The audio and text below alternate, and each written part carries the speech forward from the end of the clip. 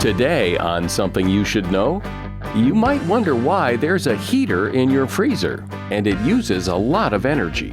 Then, how to get people to pay attention to you, your ideas, and your influences. The way I see the whole process of becoming influential is becoming someone that people want to say yes to. So it's really taking influence out of the domain of transactions and into the domain of relationships.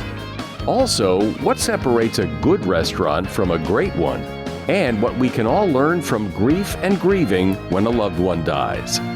Grief is different from grieving. Grief is that feeling that just knocks you off your feet. But grieving is the way that grief changes over time without actually going away. All this today on Something You Should Know. Something you should know. Fascinating intel, the world's top experts, and practical advice you can use in your life. Today, Something You Should Know with Mike Carruthers. Hi, welcome. And here we go with another episode of Something You Should Know. Say, if you're concerned about the planet and you're concerned about saving money, you might want to consider getting some plain old-fashioned ice trays for your freezer. You see, while you're out going about your day, or even when you're sleeping, your poor ice maker is working hard and wasting energy. The average ice maker in the average freezer increases energy consumption 12 to 22% when it's running, which is basically all the time. It's not the freezing of the water and the dropping of the cubes that's using up the energy, it's the motor. And the motor has its own little heater, because the motor is inside the freezer, so to keep it from freezing up, it has a little heater in there. And that's what's eating up the energy.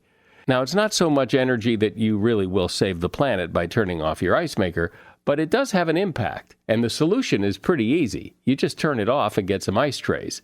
Most ice makers have an on-off switch. And that is something you should know.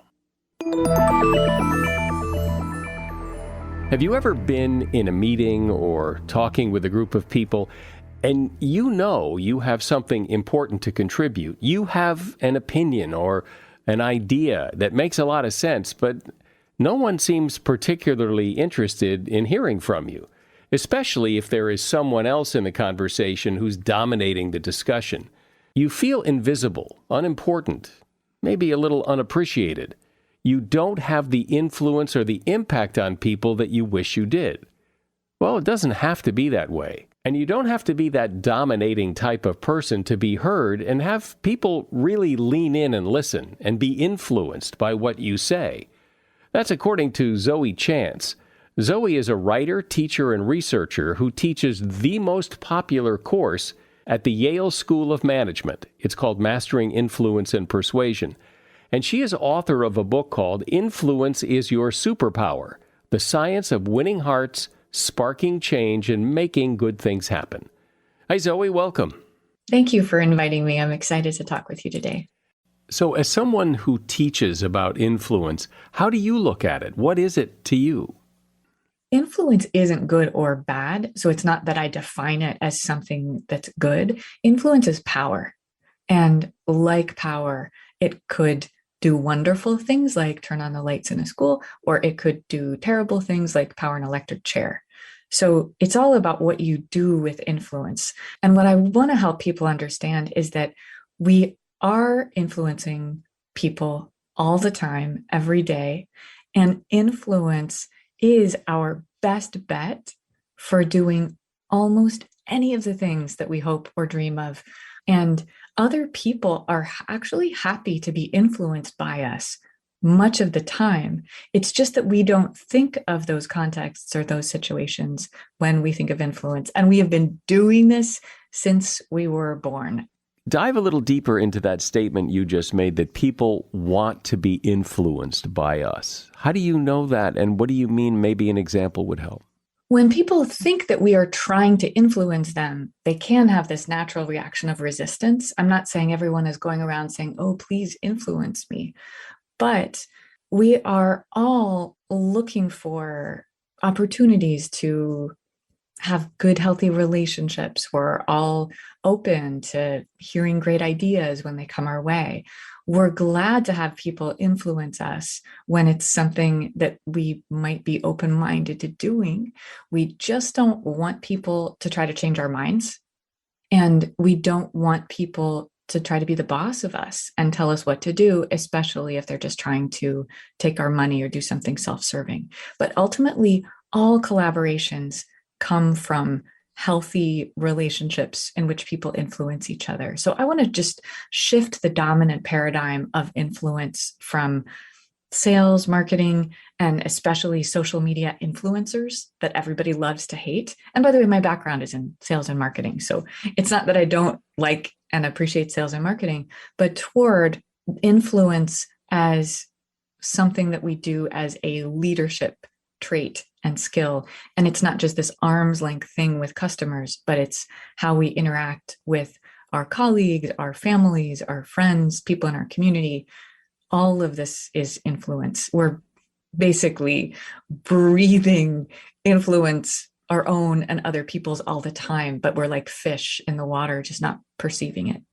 When I think I need to influence someone in a very direct way, I think I need to tell them something, tell them what to do, or tell them how I think, or tell them.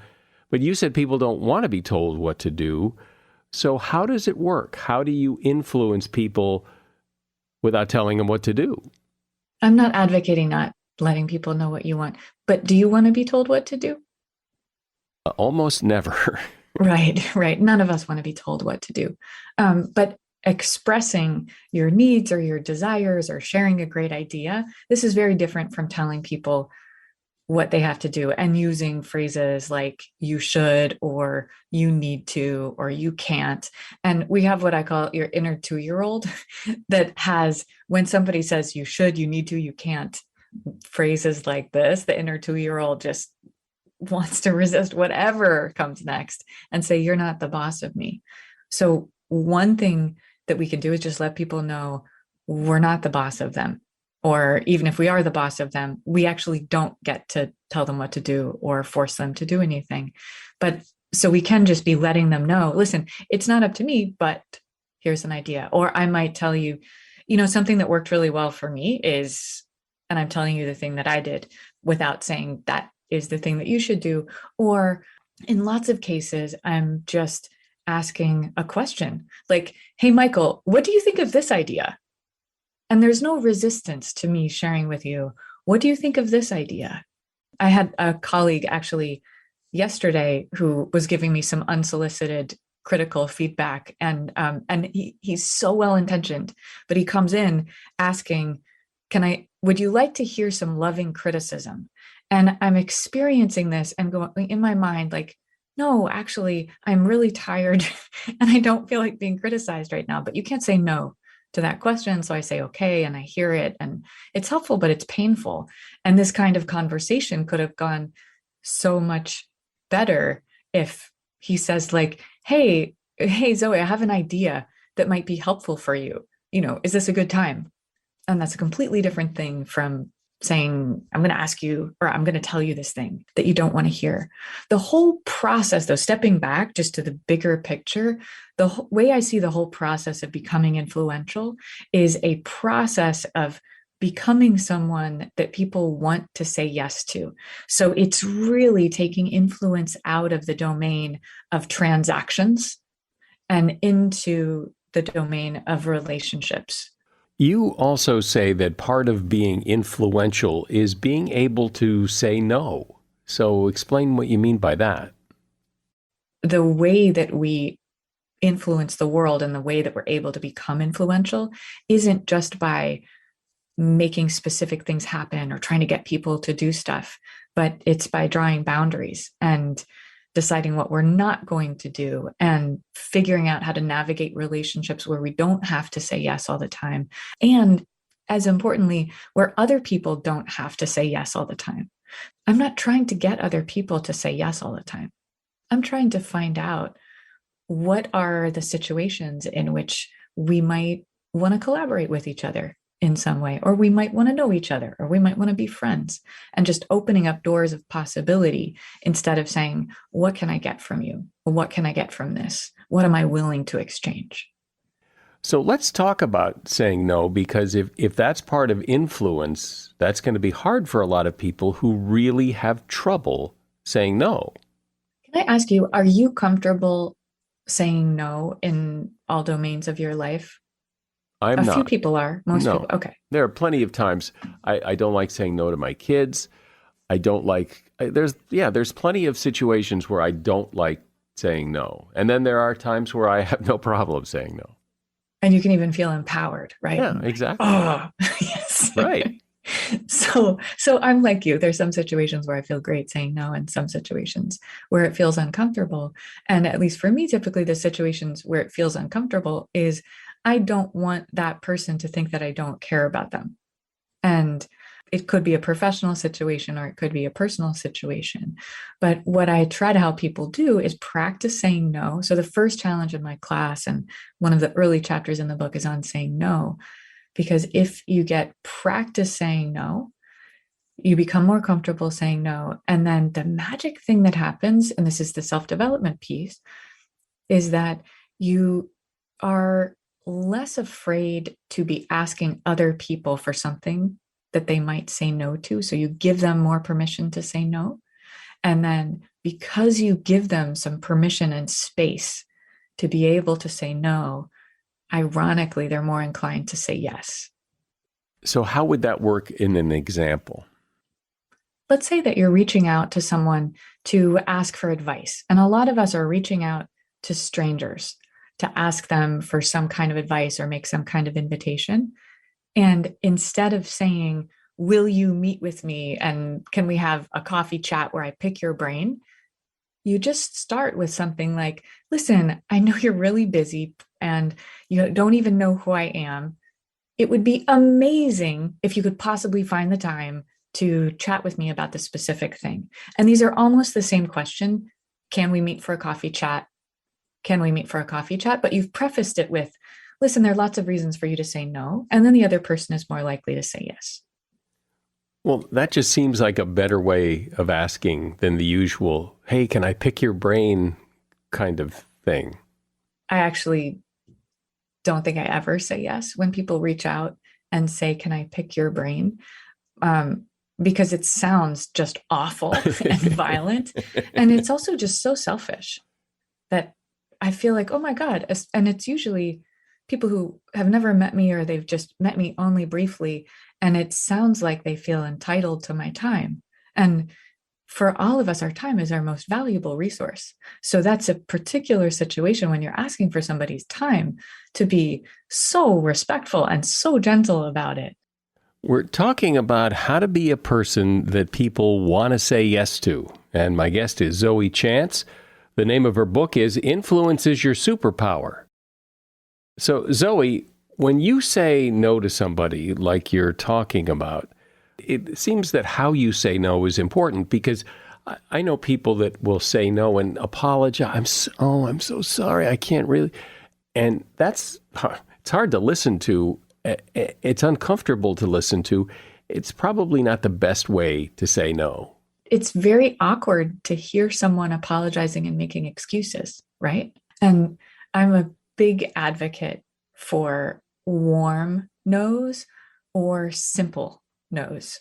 And warm is different from apologetic. And you could be warm, even like I'll call it an enthusiastic no. Like somebody might invite me or ask me to do something. And if I really don't want to do it, I will just let them know. But I'm saying no to the thing, but I'm not saying no to the person. So I just no to the thing, yes to the person or the relationship could sound like, oh my God, that sounds like the worst thing on earth. That would be my worst nightmare. Yeah, no. Right. And you can't be mad at somebody who says no like that, but you can also just say no, thank you. And you don't need to have any excuses or explanations. And somebody who is trying to get you to do something, when you give them a reason that you're not doing it, that actually can be giving them fodder for the next round of asking you, because they will try to find a way around it, try to find you at a time that's better, or try to solve the money thing, or whatever the excuse might be. So often just saying no much more simply and clearly, and can just be no, thank you, I'm not interested. In any sales situation, I'm not interested, and just leave it at that is the best way to respond.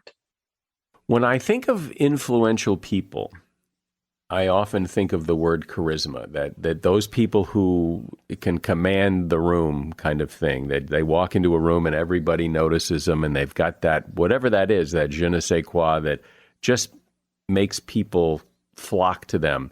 What is that, and how do you get it? So first of all, anyone listening should listen to your episode with Vanessa Van Edwards, who's amazing, and they should get everything that they can from this episode. But I also teach some skills of charisma, and I can break it down just very, very simply to the building blocks of charisma, as I've discovered asking hundreds and hundreds of people to describe a charismatic person they know, come down to displaying confidence and connecting with other human beings. And the way that you can do that is to put your attention on them. An easy way to put that into action is by asking questions, certainly making eye contact, and using people's names. So just simplest things that you can do in normal everyday life. And if you're on stage, the one simplest thing that you can do is to pause more often. Well, there's nothing easier than stopping, right? Right? That's about as easy as it gets. People don't realize there's actually a time warp that happens between the speaker and the audience, or the performer and the audience, where time passes faster on stage and slower in the audience. And so the audience is always a beat behind, but every time you pause, then their attention can catch up to you. And there is something about that pause that's very attention-getting. Silence gets people's attention. Exactly. Yes. And this is something that even a beginner speaker can put into action immediately, and they can be just twice as charismatic as if they didn't pause. When you want to get people to do something for you, not necessarily in a manipulative way. Well, maybe it is you need somebody to do something for you. How do you do that and not appear manipulative? A big question is how you define manipulative, right? So some people define manipulative as I'm trying to influence someone and they don't know it, so I feel manipulative. And that's what holds us back from actually trying to do the things that we want. I define manipulative as trying to influence someone in a way that they don't know, but you have no regard for their well-being. So you are doing this in just a totally selfish way. If you are clear about what your objectives are, or at least you're open about them so that somebody asks you, you're not trying to hide them, I don't believe that there's any reason for you to not use any kind of influence strategy or tool or tactic. The point is just what you're trying to do with it.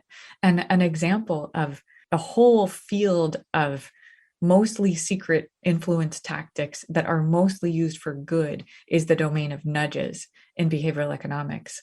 And these are just little tiny either tweaks to the environment or the process that make it easier for something to happen. And this is one of the most impactful things you can do to try to help someone, to influence someone's behavior, is rather than focus on the reasons or the motivation, you just focus on the process and make it absolutely as easy as possible. A super quick example of that, an organization in Ireland that runs seminars, and they make profit by having repeat attendance. And after coming to my workshop, they decided what they were going to do to make it easy to come back is just print out a sheet of paper, put it in the chair for every attendee. And all you have to do to sign up for the next seminar they're giving is you just check a box, and you check the boxes for all the ones you want to come to. This piece of paper in the chair intervention increased their profits by 11% over the next year. Often when people want someone to do something for them, it starts with, can you do me a favor? Is that okay? Is that a good way to start an ask? It really depends on the relationship, right? Wouldn't you say? because it's very hard to say no. The other person can't say no to that question, and you're asking them to say yes to something without even knowing what it is. But if it's in a relationship where, this is your friend and you wouldn't ask them to do something huge, you would only ask them to do something tiny, like it's not a big deal. But I actually don't use that question for that reason, that I just don't feel like signing up people for things that they don't know what it is. You know what I really don't like is when people say, "Can you do me a huge favor?" It's crazy, right? Already I'm thinking, no, I don't think so. Right. Can you help me move? Can you drive me to the airport? Can you just, oh my God. And I might be more willing to help and drive you to the airport, but not when you come at it that way. What would be a better way? I would want to make it really easy for you to say no. And then you get to decide. So I would say something like, let's say I am moving and you have a truck, right? And I might say, Michael, listen, I need to ask you for a favor, but I understand you may get asked by every single other person to help them move because you have a truck. So please, I won't take it personally if you say no. I have to move on this weekend and I'm trying to find some friend with a truck, but I'll find somebody else if you can't. Right? So then, we're still going to be friends if you say no. I'm not being secretive or weird about it. I'm just telling you, here's the situation. I know it's awkward. Can you help me out? I know you talk about the importance of being able to ask for things and hearing no, and that's okay, that it's not the end of the world if somebody says no to your request. Another thing that's really helpful about learning to be okay with other people saying no is you get to be asking for things that you don't expect that you'll get. And sometimes you get surprised. And also, to me, the idea of people wanting to say yes to you is at least as important as people actually saying yes to you. And I'll just share a quick example of that, where I had this class rejection challenge where you go out and you try to get rejected. One of the students who was going down to Patagonia, Chile for a school project goes to the Patagonia store in New Haven for rejection challenge, asking for free gear for him and his team. And he knows the store will say no. But the way that he goes and he asks is funny, it's fun, it's interesting. And the store manager says, well, no, I can't give you free gear, but actually I can give you a discount, which turned out to be more than half off of the gear. And he says, we do fundraisers sometimes at the store. So if you wanted to raise money for your project, you could come and you could do that here. And I have a friend who runs a brewery and she could maybe supply the beer if you ask her. And so we ended up having a party at the store, and there was a band and door prizes, lots of fun, lots of people shop at the store. So it went great. But then the Patagonia office in Chile gets in touch with the same student and says, hey, I hear you guys are coming down to Patagonia and we have free gear for you. And they actually gave the students $3,000 of free gear. So this is the power of people wanting to say yes to you, that they will look for opportunities rather than just focusing on that immediate, how could I try as hard as possible to influence them to bend to my will. That's excellent. Great advice. Zoe Chance has been my guest. She is a writer, teacher, researcher. She teaches the most popular course at the Yale School of Management called Mastering Influence and Persuasion. And her book is Influence is Your Superpower: The Science of Winning Hearts, Sparking Change, and Making Good Things Happen. There's a link to her book in the show notes. Thanks, Zoe. This is fun. I appreciate you being here. Thank you, Michael. I really appreciate it. There is an experience that pretty much all of us will face in our lifetime, usually multiple times, and that is the experience of grief. People in our lives die, and when it happens, it kind of feels like getting hit with a baseball bat right to the gut. Some people handle grief better than others. Some people don't handle it very well at all, and many of us don't really understand it. It turns out that not only is grief important to get your head around, It is in its own way an interesting topic that can teach us a lot. And here to discuss that is Mary Frances O'Connor. She's an associate professor of psychology at the University of Arizona, where she directs the Grief, Loss, and Social Stress Lab, and she is author of the book, The Grieving Brain, The Surprising Science of How We Learn from Love and Loss. Hi, Mary Frances. Hi, Mike. Thanks for having me. So it's interesting that we all know we're going to die. We know everyone is going to die. We've thought about that to some extent. And yet when it happens, when someone close to us dies, it can be so devastating. Grief is such a strong and painful experience. It doesn't seem to be very adaptive. I think we all know rationally that we're going to die and that everyone we know is going to die. But honestly, I think we don't actually think about it very often. And so I think most of us, when someone, as you say, someone we're very attached to, our one and only, whether that's our child or spouse, when they die, I think grief is actually very different than we might have expected it to be.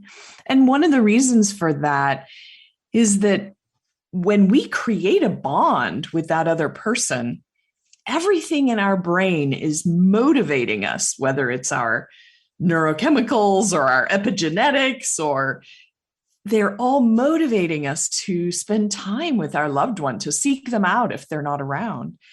And so the death of a loved one is this unusual event, this completely unique situation where the brain's solution is to go seek them out, but that's actually no longer possible. This is incredibly both disorienting and painful for people. What is it in your work that you have come to know about death and grief that would really be helpful to people that maybe they don't know? I think two of the things that I have found people experience as most useful in applying them to sort of their own experience are these. The first one is that grief is different from grieving. So grief is that feeling that just knocks you off your feet, just so intense, like a wave. But grieving is the way that grief changes over time without actually going away. And so if you think about it, if I say open a drawer and see an old birthday card that my dad sent me, in that moment, it really doesn't matter how long ago that he died. I become aware of this loss and I have this wave of grief. It could be weeks or months or years after he died. And so grief can be very much the same, but grieving means that it may be a more familiar feeling, for example, than it was the first 100 times that wave overtook me. Or I may know, this is going to pass. It's a wave, but it's going to recede. Or I may know how to comfort myself better than I did when it was first happening. So the good thing here is that there's change, right? We come to understand what it is to have lost someone and how to restore a meaningful life, even though we can be overtaken by grief at various moments. And so that process then leads me to the second thing that I think is helpful for people to consider, which is really that grieving is a form of learning, right? So all of that ability to understand what it means to have lost someone, what your life looks like now, that this person is an absence you carry around, and how to restore what's meaningful for you in life. Those are all learning processes.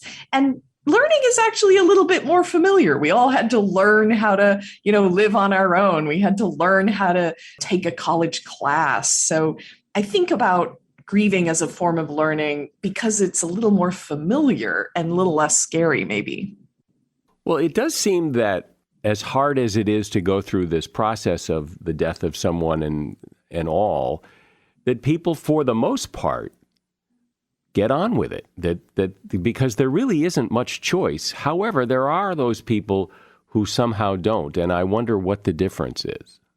Some of the most interesting scientific work that surprised us was work done by George Bonanno, who is actually also at Columbia University. And they looked at patterns of grieving over time. And it turns out you're exactly right. Most of us are actually quite resilient. And so what that means is it doesn't mean that people don't experience pain. It doesn't mean they don't cry or have all the what if type of questions, but they do find a way not to sink into a depression. They find a way to, continue going to their kids' football games, or they continue to find a way to get dinner on the table. And so as that happens over time, we see this resilience in people as they sort of move forward and understand life in a new way, but continue to sort of be able to love their living loved ones. There is a very small proportion of people, maybe 1 in 10 bereaved people, or maybe even less, who really don't seem to adjust even after more than a year since the death. And so these are the people, that we often think about. This is, someone will say to me, my aunt never really got over the death of her child. Or someone will say, I feel like I'm just going through the motions, like nothing has any meaning to it anymore. And those are actually pretty unusual experiences after enough time has passed, that we think about ways we can actually help those individuals to develop some new skills, not because it's going to take grief away. As I just said, that's not actually possible, but that it can help them to get back onto a sort of more typical or natural grieving trajectory without some of the thoughts and behaviors that can get in our way and derail us from the more typical grieving experience. How does belief in an afterlife and heaven and all that, how does that play into this? Well, what we know from prospective research, so this means research that we did where we interviewed people before the death of a loved one, and then we went back and interviewed them afterwards as well, so that their answers aren't influenced by the death itself. What we know from that kind of prospective research is that having a philosophy of life, that could be a religious view of life or a spiritual view of life, but can even just be sort of like an agricultural view of life, sort of life is a circle. Having those views overall can help us when there's a specific death, because then we can kind of fit that understanding into a bigger picture eventually. So I wouldn't necessarily say that having a religious view makes us feel less grief, but it does often give us a way to understand it. And particularly for people who attend religious services or have a religious community, they often have some built-in social support that not everyone in our society does. And we know that social support is really important as we're grieving, as we're trying to figure out how to make a life again for ourselves. So it's certainly not the case that they don't experience suffering. And it's also not the case that people who don't have religion never adjust. People can adjust quite well by coming to find a new understanding of life. But we do see these types of differences. When my mother died, and she died a fairly long, painful death from cancer at a pretty early age, I remember, and I suspect this is true for a lot of people, I remember when she finally went, and I was with her when she went, that I felt this sense of relief, and then felt really bad for having a sense of relief. And I imagine a lot of people feel that. Mike, I'm sorry to hear this. I also lost my mom, and I'm sure our experiences were different. But that part that you say, that really rings true for me as well. I also experienced a great deal of relief for her that she wasn't suffering.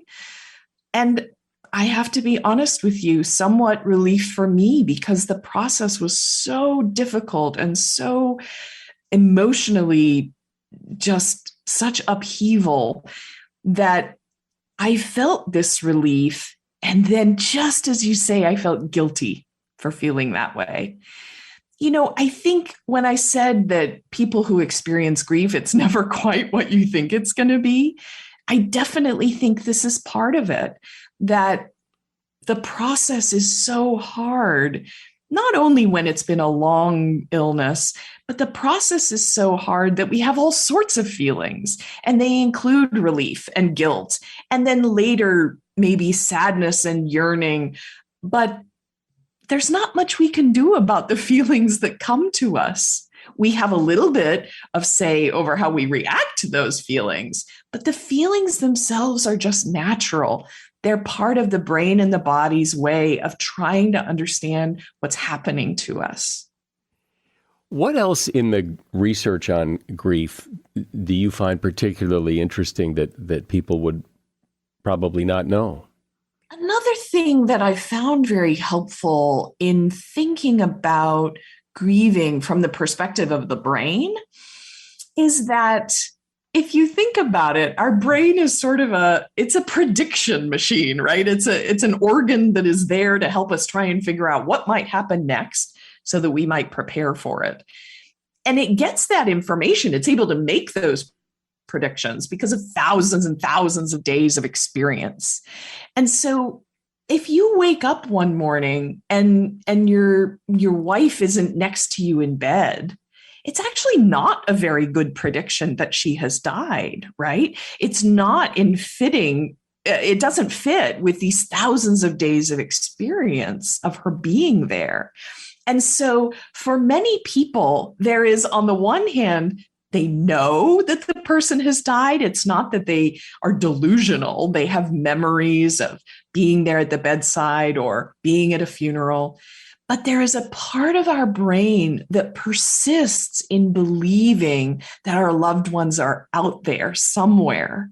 And that takes a long time to fit with this other stream of information that they're not on this earthly plane. I think that helps to explain some of the disorientation. How can these two things both be true? And also just the length of time that it takes us to really understand, what does it mean that I would wake up and they won't be there? What does that mean for what I find valuable in doing day to day? What does that mean for what retirement will look like? It takes a very long time for us to be able to update these predictions. And I hope that makes people feel a little more normal, that they're having a tough time for a very long time. I remember, I'm not sure when it went away or if it ever went away, but for the longest time, I always had this sense that, when my mother died, I never had a sense that she died so much as that she left. Yes. And I felt for the longest time that I could still probably just pick up the phone and call her. I don't know why I felt that, because I know she's dead. I know where she is. I mean, she's gone. But I felt like I could just pick up the phone and I never did, but because no one would answer. But It's a very strange feeling to feel that. It is a very strange feeling. And I genuinely believe that the reason for it, it's not that people are crazy. I mean, we hear this all the time. I just feel like they're going to walk back in through the door, or some people do actually pick up the phone and then realize, the reason I believe is that when we make a bond, when we fall in love, or we're cared for by our parent, or we do the caring for our child, that bond is encoded in the brain with the information that this is the one who is everlasting, right? So I will always be there for you, and you will always be there for me. That is a part of you are my mother, or you are my husband. And that attachment belief, you don't actually have to be in someone's presence, right, to believe that they are out there. Otherwise, you could never kiss your spouse and let them go off to work in one direction and you go in another direction and be apart all day if you didn't have some deep belief that you would all be back together again at the end of the day. And so when someone dies, just because they're not in your visual presence, your brain still can believe that they're out there because of this attachment encoding. And so I think it can sort of help to understand your brain is still sort of running these programs. It's not that we even use this as a term.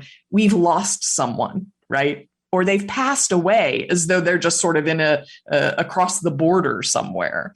And I think it fits with actually a way in which our brain understands them to simply be out there and not present. And that brings a lot of feelings. Often people feel really angry. How could they have left me? While at the same time, they know that's crazy. The person didn't leave them on purpose, but it doesn't mean that you don't feel really angry, that it feels like they should come back. Do you find that people struggle with, should I kind of wallow in it and, go through the old stuff and look and really kind of dive into what I've lost, or get on with my life? Or do people just kind of have a way to work their way through that? I think a lot of people struggle with this. And I think that is in part because we've had some theories about how grief should work.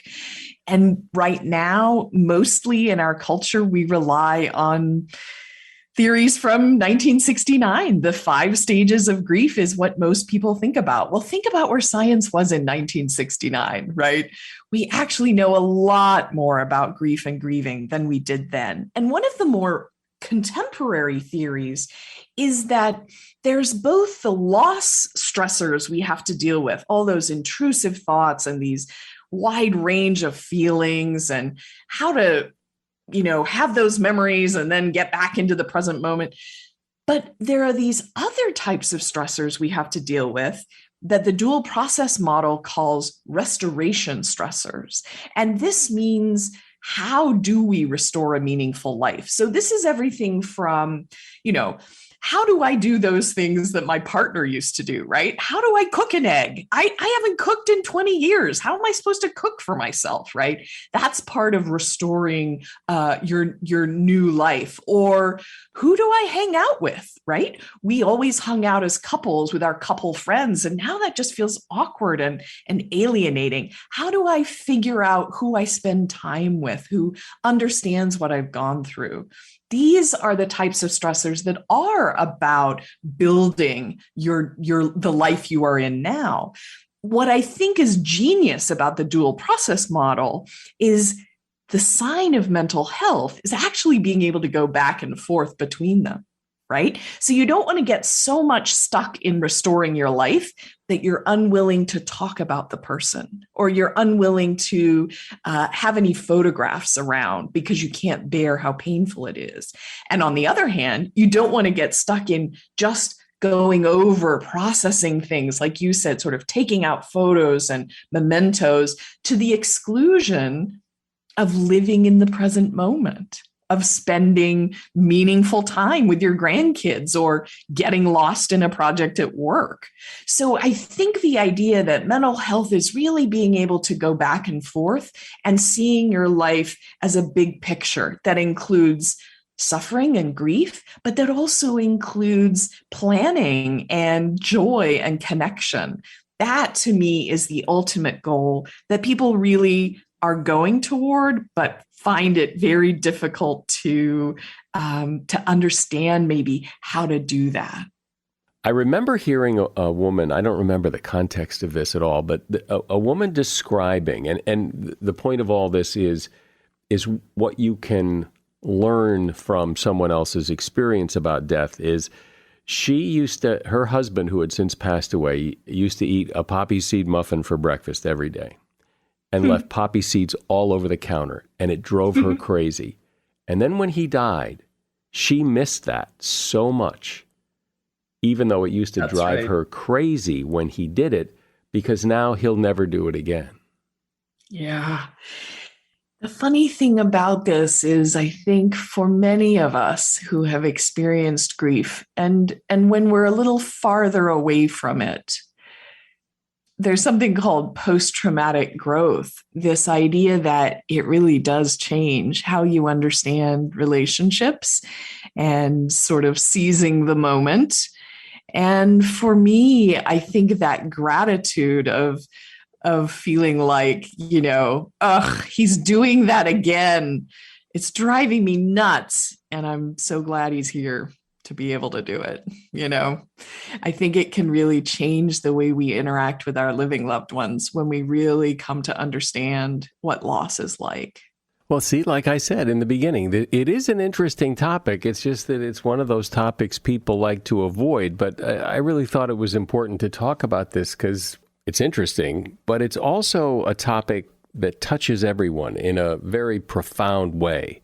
Mary Frances O'Connor has been my guest. She's an associate professor of psychology at the University of Arizona, and the name of her book is The Grieving Brain, The Surprising Science of How We Learn from Love and Loss. And there's a link to the book in the show notes. Thank you, Mary Frances. Enjoyed the conversation. Absolutely. Thanks for having me, Mike. I always cite almost always cite in the show notes for every episode some source for everything we talk about on this podcast. But I have an article that I've kept, and I don't know where it's from. I think it was from the New York Times several years ago, but I kept it because I liked it. And it talks about what separates a great restaurant from a good restaurant. A great restaurant will never refuse to seat 3 guests because the 4th guest has not yet arrived. In a great restaurant, you'll never have to ask to have your table fixed so it doesn't wobble. That will have been taken care of ahead of time. Servers at an excellent restaurant do not interrupt the conversation to tell you about the specials. A great server will never touch the rim of your drinking glass, and they will only handle wine glasses by the stem. Also, when they pour wine, they will never rest the neck of the bottle on the rim of the glass. In an exceptional restaurant, the server won't make you feel like a cheapskate by making you ask the price of the specials. They'll tell you the price when they recite them. If your wait for a table gets much longer than 15 minutes past your reservation time, a great restaurant will buy you a drink or a dessert or something for your inconvenience. And at an exceptional restaurant, no one will bring your food to the table and say, okay, who had the shrimp? They will know before they bring it who ordered what. And that is something you should know. Something that's really easy to do and would be a great favor to me is if you would go to Apple Podcasts or wherever you listen, and if they allow you to leave a review, like Apple Podcasts does, leave a review or at least a rating of this podcast. It really does help us in a lot of ways. I'm Mike Carruthers. Thanks for listening today to Something You Should Know.